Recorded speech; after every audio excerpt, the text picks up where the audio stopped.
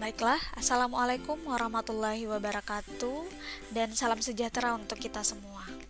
Nah, selamat datang kembali di video pembelajaran pada mata kuliah Akuntansi Manajemen 2 bersama saya Afrianti Asana. Nah, jadi pada hari ini kita akan memasuki materi baru, yaitu mengenai Quality and Environmental Cost Management. Nah, ini terdapat di chapter 14 dari ebook yang sudah kami bagikan di learning. Oke. Nah, kita langsung masuk ke pembahasan dari chapter 14 ini. Nah, ini sumber pustakanya adalah buku Cost Management dari Gwen Hansen dan Mowen. Oke. Nah, ini adalah di objektif ada 4 ya di sini, dari objektif yang akan kita peroleh setelah menonton video pembelajaran ini. Yang pertama adalah kita mendefinisikan quality itu apa sih, kualitas itu apa, lalu kita akan mendescribe 4 types of quality cost, lalu pendekatan apa saja yang bisa dilakukan untuk menilai dari quality cost, dan kita akan membuat quality cost report. Nah, lalu yang kedua adalah jelaskan mengapa informasi biaya kualitas itu dibutuhkan dan kita menunjukkan bagaimana informasi tersebut digunakan. Oke, lalu selanjutnya adalah kita akan menjelaskan mengenai 3 tipe dari quality performance report. Dan yang terakhir adalah kita akan membahas mengenai environmental cost. Nah, bagaimana cara untuk mengukurnya dan bagaimana cara untuk menguranginya. Nah, jadi kita masuk ke pembahasan pertama, yaitu what is the quality cost. Nah, sebelum kita tahu apa itu quality cost, kita akan mendefinisikan dulu apa yang dinamakan dengan quality atau kualitas, gitu ya. Nah, secara umum kualitas itu adalah apakah produk yang kita beli itu bisa memuaskan kita atau tidak, gitu ya, secara umum. Otomatis standar kualitas setiap orang itu berbeda-beda ya. Nah, jadi kualitas itu bisa bersifat relatif, gitu ya. Nah, namun pada umumnya produk atau jasa yang bisa dibilang berkualitas itu adalah produk atau jasa yang bisa memenuhi atau melebihi ekspektasi konsumennya, gitu. Nah, yaitu apakah produk atau jasa tersebut sesuai spesifikasi desainnya atau tidak, bebas dari cacat atau tidak. Nah, itu ya, secara umum itulah pengertian kualitas. Oke. Nah, selanjutnya adalah cost of quality ya. Nah, cost of quality ini terdiri dari beberapa poin. Yang pertama adalah quality link activities ya. Di sini bisa dilihat. Nah, itu maksudnya adalah aktivitas yang menunjukkan aktivitas yang terjadi karena adanya kualitas yang rendah ya dari produk tersebut. Nah, itu terdiri dari 2, ada control activities dan failure activities. Kalau control activities ini, nah, performed by organization untuk mencegah atau mendeteksi dari poor quality dari produk tersebut. Nah, itu ya, kualitas yang buruk dari produk tersebut. Lalu selanjutnya adalah failure activities. Nah, biaya kegagalan, gitu ya. Ini dinilai dari organisasi perusahaan tersebut atau dari customer dari perusahaan tersebut. Nah, untuk lebih jelasnya kita lihat di bagian berikut ini. Nah, ini kategori of quality cost terdiri, nah, secara garis besar itu terdiri dari 3. Ada prevention cost, appraisal cost, dan failure cost. Nah, failure cost ini terdiri dari 2, yaitu internal dan eksternal. Apa itu pengertian dari masing-masing kategori cost of quality ini? Bisa kita cek. Nah, ini ya, dia terdiri dari 4, yaitu ada prevention cost, appraisal cost, internal failure cost, dan external failure cost. Nah, kalau untuk prevention cost ini maksudnya adalah biaya pencegahan gitu ya. Nah, biaya pencegahan itu maksudnya adalah untuk mencegah kualitas yang buruk pada produk atau jasa yang dihasilkan. Ada yang dinamakan dengan biaya pencegahan. Lalu appraisal cost itu adalah biaya penilaian, yaitu untuk menentukan apakah produk atau jasa tersebut sudah sesuai dengan persyaratan atau kebutuhan pelanggan. Gitu ya. Nah, jadi contohnya saja nih, kalau di perusahaan biasanya ada, atau di produk ya, mungkin kita beli produk, ada stiker QC Pass. Nah, berarti itu produk tersebut sudah melewati quality control dari perusahaan tersebut. Gitu ya. Nah, nanti kita akan bahas ini secara detail. Selanjutnya adalah internal failure cost dan external failure cost. Gitu ya. Nah, ini dua-duanya ini adalah biaya kegagalan, yang satu internal, yang satu lagi eksternal. Bedanya di mana? Gitu ya. Kalau biaya kegagalan internal ini, nah ini terjadi karena produk atau jasa yang dihasilkan tidak sesuai dengan spesifikasi dan kebutuhan pelanggan, tapi itu bisa dideteksi secara internal, belum sampai ke tangan pelanggan. Gitu. Ketika produknya itu belum sampai di tangan pelanggan. Nah, gitu ya. Nah, tapi untuk biaya kegagalan eksternal ini terjadi karena produk atau jasa yang dihasilkan gagal memenuhi persyaratan atau tidak memuaskan kebutuhan pelanggan setelah produk tersebut diberikan kepada pelanggan atau sampai di tangan konsumen. Jadi seharusnya barang yang tidak berkualitas tersebut, nah itu dapat diketahui ketika barang tersebut masih dalam pabrik ya. Nah gitu, jangan sampai barang tersebut sudah di customer baru ketahuan bahwa barang tersebut ada cacatnya gitu. Ketika barang itu masih di dalam pabrik, itu pas diketahui, nah itu bisa disebut dengan internal failure cost. Ketika barang tersebut sudah di customer, nah baru ketahuan ada cacatnya, nah itu dinamakan dengan external failure cost. Nah, itu jadi itu ya perbedaan antara internal failure cost dan external failure cost. Oke.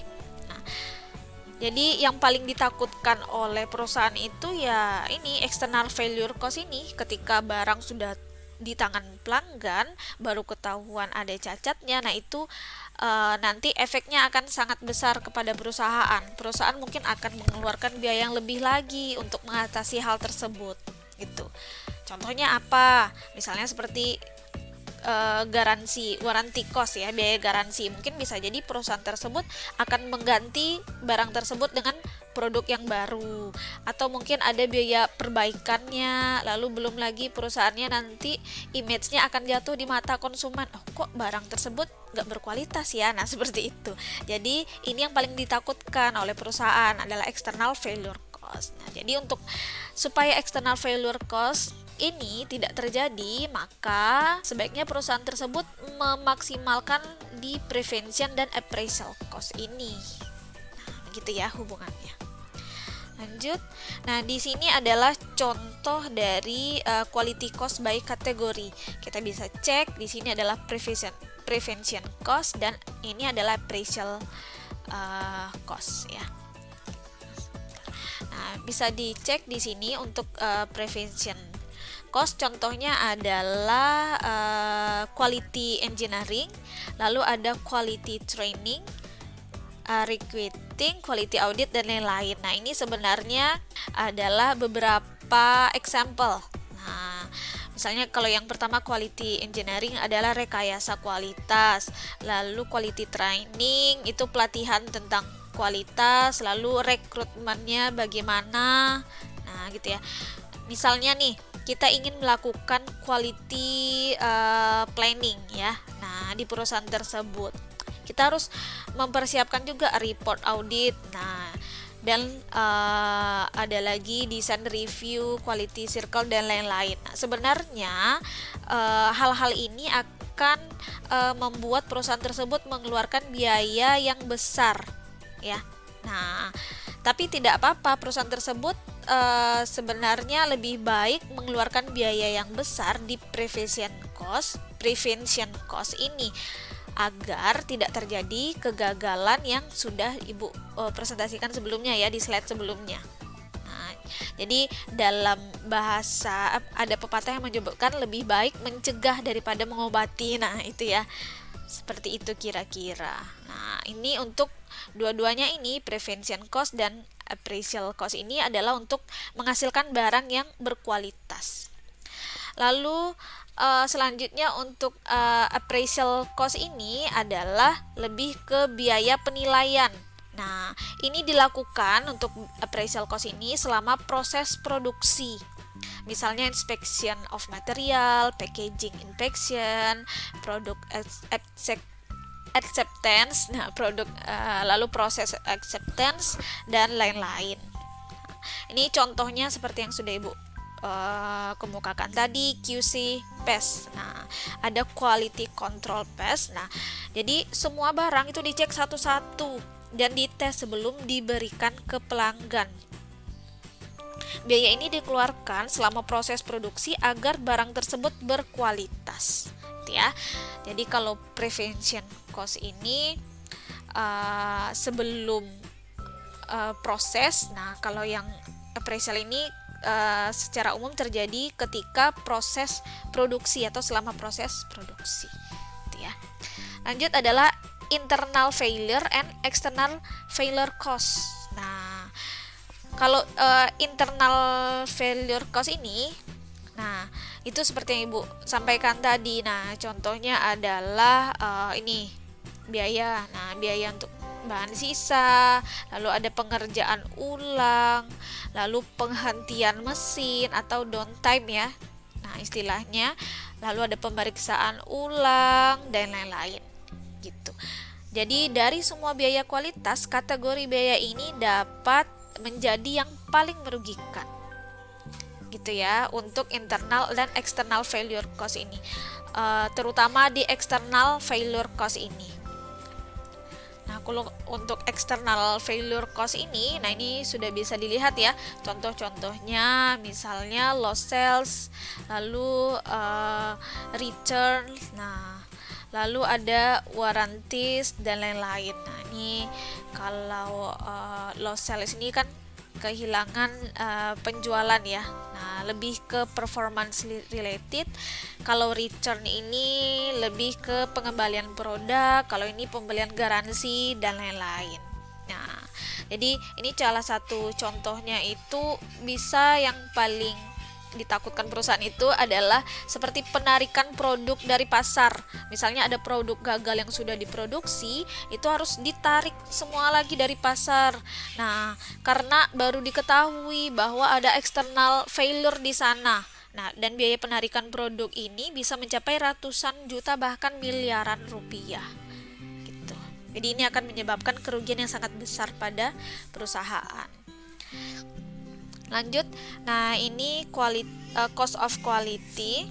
Nah, ini tentang quality cost dan estimating hidden quality cost ya. Nah, quality cost itu terbagi atas dua, ada observable dan hidden. Observable ini lebih kepada yang terlihat. Nah, kalau hidden ini adalah yang tersembunyi ya. Nah, maksudnya adalah untuk quality cost yang terlihat ini yang bisa secara nyata-nyata dideteksi apa saja itu. Nah, kalau yang hidden ini adalah biaya yang tersembunyi resulting from poor quality gitu. Biaya ini sulit diukur ya dan tidak ditemukan dalam catatan akuntansi.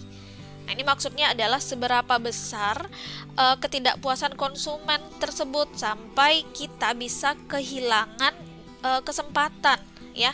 Nah, dari penjualan barang tersebut di masa yang akan datang. Apalagi kalau customer ini sampai ngomong nih ke saudaranya, temannya bahwa kalau jangan beli produk A karena produk A itu sangat poor quality, misalnya gitu ya, kata customer tersebut. Otomatis saudara, teman-teman, dan rekan-rekannya yang lain yang mempercayai langsung menganggap produk A tersebut memang benar-benar kualitasnya buruk sampai-sampai tidak ada yang lagi yang mau beli. Nah, itu maksudnya yang hidden ya, tersembunyi. Nah, gitu. Itu ya. Nah, Jadi ini kalau yang hidden ini, nah ini hanya terjadi pada external value cost. Nah, karena ini menyebabkan ketidakpuasan pelanggan. Gitu. Nah, lanjut, estimating hidden quality cost ada multiplier method dan market research method. Nah, ini diukur berdasarkan estimasi. Nah, agar laporan biaya kualitas dapat disusun secara lengkap. Nah, ini ya, market research method. Oke. Lanjut untuk multiplier method. Nah, ini mengasumsikan bahwa total failure cost adalah penggandaan dari failure cost dan dapat diukur. Nah, gini ya. Ini rumusnya ya. Nah, ini rumusnya. Where K is multiplier effect. Gitu ya.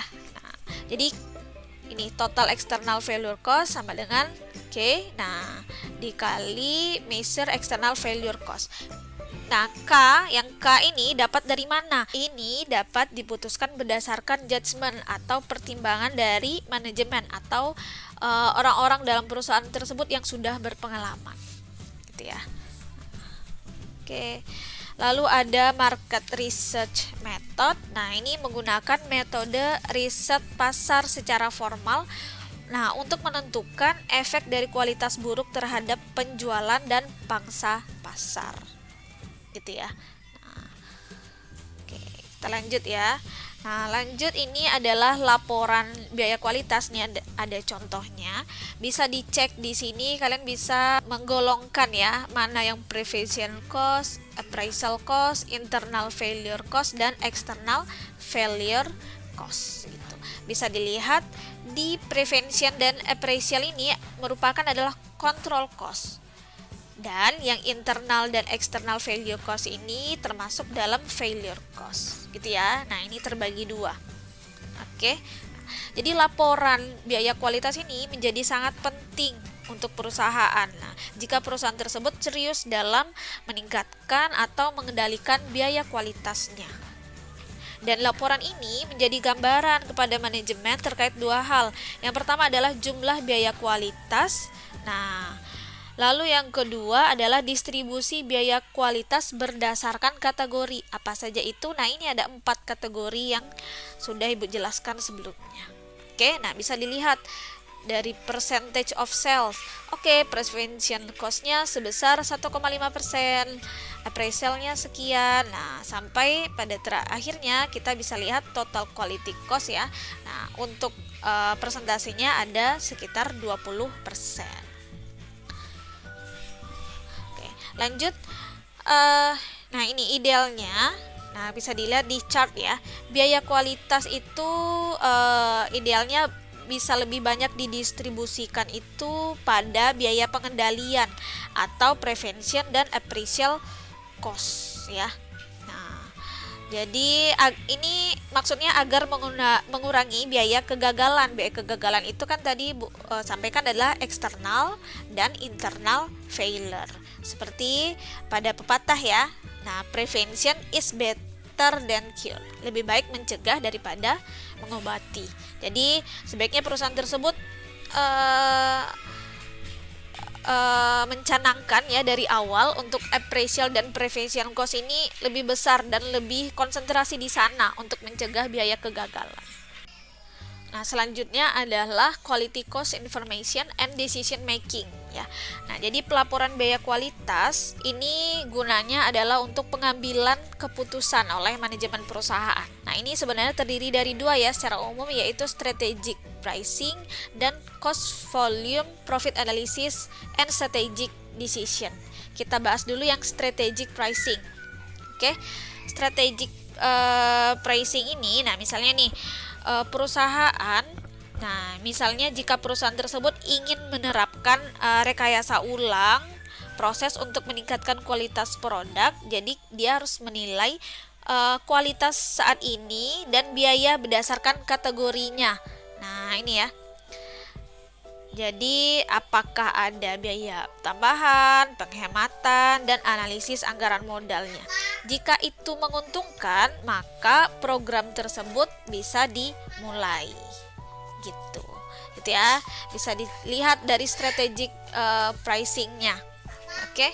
Nah, misalnya di sini nih untuk kira-kira kalau biaya harga dari barang tersebut ada 20 dolar. Nah, kira-kira revenue-nya didapatkan adalah 20 juta nih. Nah, sampai produk line income-nya didapatkan ada 2 juta. Untuk quality cost-nya totalnya ada 3.200.000. Nah, nanti perusahaan harus menganalisa apakah untuk ini bisa produk tersebut bisa dimulai untuk proses pengerjaannya atau tidak, gitu ya. Lanjut untuk cost value profit analysis. Nah, ini ya. Ini secara umum. Nah, analisis ini tergantung pada analisis biaya tetap dan biaya variabel dalam hubungannya dengan biaya. Ya. Bisa dicek di sini. Ini hasil laporan dari quality cost information di perusahaan. Bisa dicek projected sales potensialnya kira-kira ada 44.000 unit. Untuk production capacity itu dia bisa kapasitasnya itu bisa memproduksi 45.000 unit. Setelah dibuat quality cost information ini, nah nanti pihak manajer lihat nih, oh berarti dari sini kita cek break even point. Nah, titik impasnya adalah 50.000 unit. Sedangkan production capacity-nya hanya 45.000 unit. Berarti kalau di sini nggak sampai ya. Walaupun dia sudah kapasitas maksimal 45.000 unit, tetap tidak bisa mencapai titik impas yaitu 50.000 unit. Nah, maka di sini perusahaan atau manajemen membuat keputusan untuk reject. Nah, tidak jadi untuk produksi barang tersebut. Kenapa? Ininya nggak nutup ya, break evennya tidak nutup. Nah, break evennya lebih besar daripada kapasiti potensial ini. Break evennya lebih besar, 50.000 unit, lebih besar daripada production capacity 45.000 unit gitu. Nah, selanjutnya perusahaan tersebut membuat revisi ya. Nah, bagaimana nih caranya agar produk tersebut jadi untuk diproduksi? Mereka buat analisis. Nah, gimana nih kalau variable cost-nya kita kurangi 5 dolar jadi 35 dolar gitu ya. Nah, otomatis ini sudah melalui pertimbangan-pertimbangan yang matang ya. Ini sebenarnya yang dikurangi adalah quality cost-nya ya. Nah, sebesar 5 dolar. Pas dicek, dicari ya, ternyata untuk break even-nya hanya 36.000 unit. Sedangkan kapasitas maksimalnya ada 45.000 unit. Berarti ini kita dari sini ya, dari kesimpulan ini berarti untuk break even-nya lebih kecil daripada produksi kapasitas yang maksimal. Nah, makanya manajer perusahaan membuat decision atau membuat keputusan untuk accept dari project tersebut gitu ya.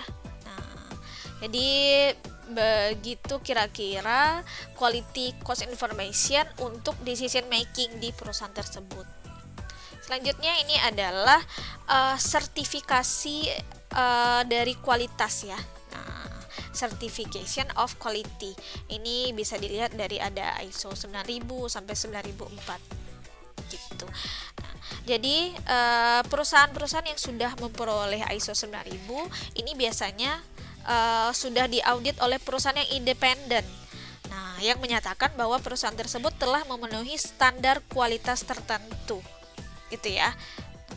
Jadi sebenarnya untuk kita melakukan ISO ini, perusahaan kita itu butuh biaya yang lumayan besar ya, tapi nggak apa-apa, perusahaan mengeluarkan biaya yang besar itu juga akan berefek kepada financial performance-nya akan meningkat juga gitu. Nah, jadi biasanya perusahaan yang sudah ISO ini biasanya tergolong perusahaan yang kualitasnya sudah bagus gitu. Dan ISO 9000 ini sudah ditetapkan lebih dari 120 negara di seluruh dunia. Selanjutnya adalah controlling quality cost. Itu terdiri dari beberapa pendekatan. Yang pertama adalah pendekatan tradisional. Oke. Nah, dalam pendekatan tradisional, standar kualitas yang sesuai adalah kualitas yang dapat diterima. Gitu ya. Nah, jadi ini ya. Acceptable quality level is the standar untuk seberapa jumlah. Nah, untuk defective product. Lalu ada lanjutnya adalah ship product if defective unit do not exceed AQL. Dan perusahaan juga membuat komitmen to deliver defective product. Perusahaan itu juga membuat komitmen untuk tetap mengirimkan produk cacat ke pelanggan gitu. Jadi dia mikir, maksudnya tidak ada yang sempurna di dunia ini ya, seperti itu ya kira-kira pepatahnya. Jadi dalam beberapa ratus ribu produk mungkin ada sekian ratus yang cacat. Nah, kemungkinannya seperti itu. Jadi itu yang dimaksud dengan traditional approach. Selanjutnya adalah total quality approach. Nah, mereka memproyeksikan zero defect standar. Nah, jadi dia memproyeksikan tidak ada produk cacat dari perusahaannya tersebut. Nah, jadi barang yang diproduksi perusahaan tersebut tidak ada yang cacat. Oke. Nah, itu mereka merefleksikan a philosophy of total quality control. Lalu ya, jadi dia imply the elimination of failure cost. Nah, mereka percaya bahwa tidak ada produk cacat yang seharusnya diproduksi. Nah, jadi dia akan menghapus biaya kegagalan atau failure cost tadi yang kita bahas, internal dan external failure cost. Untuk controlling quality cost yang selanjutnya, quantify the standard. Jadi kalau untuk kualitas cost ini kan seharusnya jika quality cost menurun maka kualitasnya akan bertambah gitu ya. Nah, jadi perusahaan tersebut udah menentukan standar nih, kira-kira ada 2,5% standar is acceptance. Nah, accepted by many QC expert. Perusahaan dengan program ini, nah dia memproyeksikan standar biaya kualitas 2,5% dari penjualan. Oke. Nah, ini perbedaan antara ketiga-tiga ini ya. Untuk interim standard report yaitu progress with respect to a current period standard or goal. Oke, berarti dari current period ya, periode sekarang. Kalau multiple period trend report ini menjelaskan tentang progress trend. Nah, semenjak inception of the quality improvement program. Tapi kalau long range ini dia memproyeksikan long range standard or goal. Nah, bisa dilihat dari contoh di sini adalah ini untuk interim quality performance report. Nah, mereka kelompokkan mulai dari prevention cost, appraisal cost, internal failure cost, dan external failure cost gitu ya. Nah, selanjutnya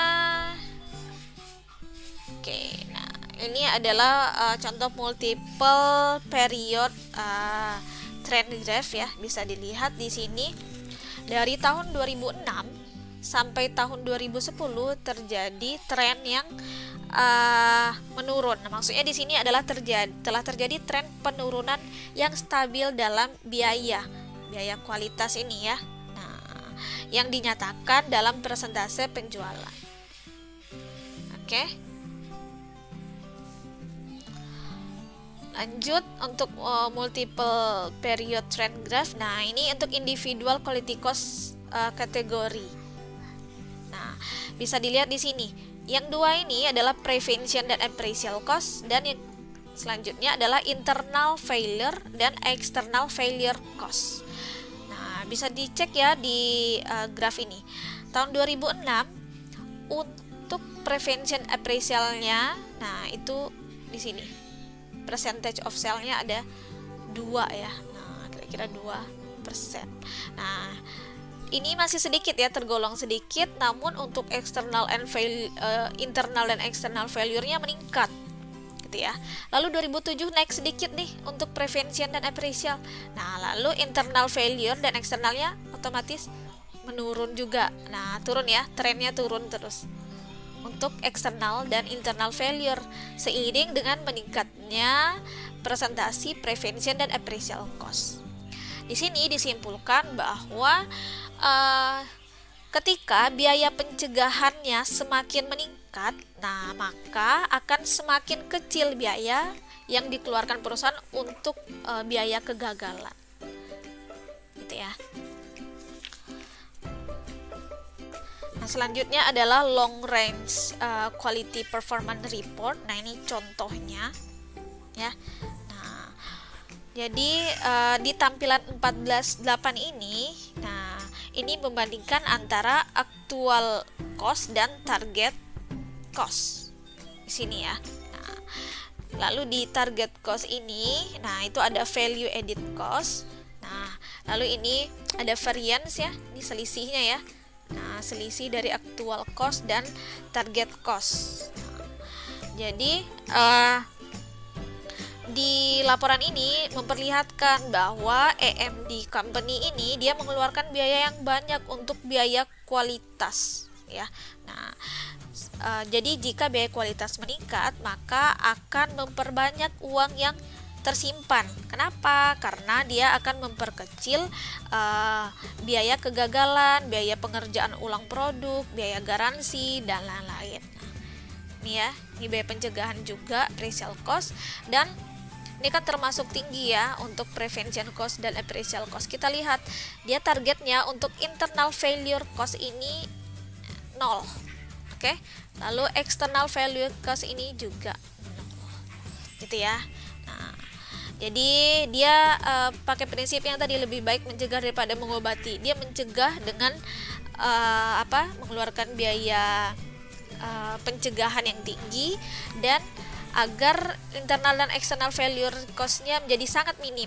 Nah, otomatis ini bisa mereka investasikan mungkin untuk pengembangan produk atau untuk merekrut SDM yang berkualitas lainnya. Gitu ya. Nah, selanjutnya kita masuk ke subbab berikutnya adalah environmental cost atau biaya lingkungan. Gitu ya. Nah, kita harus tahu dulu nih, environmental cost itu apa maksudnya. Nah, jadi biaya lingkungan, nah biaya adalah biaya yang timbul karena kualitas lingkungan yang buruk. Itu bisa jadi ada atau mungkin ada. Nah, gitu ya. Biaya lingkungan ini diadopsi juga dari biaya kualitas. Nah, sebagai respon perusahaan terhadap lingkungan sekitar. Ini bisa dilihat kategorinya hampir sama ya dengan biaya kualitas. Namun yang berbeda di sini adalah detection cost. Kalau di biaya kualitas kan tadi kita belajar appraisal cost. Kalau di biaya lingkungan ini ada dinamakan dengan detection cost. Gitu ya. Jika pada biaya kualitas untuk penekanannya adalah kualitas produk. Nah, kalau untuk biaya lingkungan ini penekanannya adalah kualitas lingkungan. Itu perbedaannya ya. Nah, ini contohnya saja nih, ada perusahaan yang concern sama lingkungan. Misalnya dia mengganti kresek dari plastik menjadi kresek yang daur ulang misalnya. Nah, itu salah satu contohnya. Lanjut. Nah, ini ada beberapa contoh prevention activities. Sama dengan biaya kualitas tadi, prevention activities adalah untuk mencegah agar produk yang dihasilkan itu tidak merusak lingkungan. Mulai dari awal memilih supplier, lalu kita mengevaluasi dan menseleksi untuk pollution control equipment, lalu designing proses, designing produk dan lain-lain. Ini contohnya. Selanjutnya untuk detection activities. Nah, ini untuk mendeteksi sejak dini apakah ada aktivitas perusahaan yang mencemari lingkungan. Bisa dengan auditing environmental activities, ada ya audit untuk aktivitas lingkungan, lalu inspecting product and process dan lain-lain. sampai nanti dia testing of contamination, lalu verifying supplier environmental performance, dan measuring contamination level. Mereka melakukan sejumlah tes untuk menguji apakah perusahaan tersebut akan memberikan dampak buruk kepada lingkungan. Lalu, nah ini adalah internal failure activities. Nah, jika sudah ini biasanya terjadi apabila prevention and detection activitiesnya tidak berjalan maksimal, maka terjadi kegagalan internal, sama dengan quality cost tadi ya. Nah, misalnya perusahaan tersebut menghasilkan limbah beracun. Kalau internal itu berarti dia masih dalam lingkungan perusahaan ya. Dia menghasilkan limbah beracun. Nah, bagaimana caranya agar limbah tersebut tidak beracun lagi? Nah, berarti dia harus cari solusinya apa. Nah, maintaining pollution equipment, recycling scrap, dan lain-lain. Oke. Ini ada treating and disposing of toxic waste dan lain-lain. Lanjut, kalau external failure activities, bedanya dengan internal adalah ini perusahaan tersebut melakukan pencemaran lingkungan di luar lingkungan perusahaan gitu. Nah, misalnya nih dia udah beberapa contohnya yaitu nih membersihkan dari danau yang tercemar, lalu membersihkan ada minyak tumpah nih. Nah, misalnya di danau atau di laut. Nah, gitu ya. Ini banyak sekali destroying land, terakhir delousing cells due to poor environmental reputation gitu. Nah, lanjut, ini juga contoh-contoh dari external failure activities.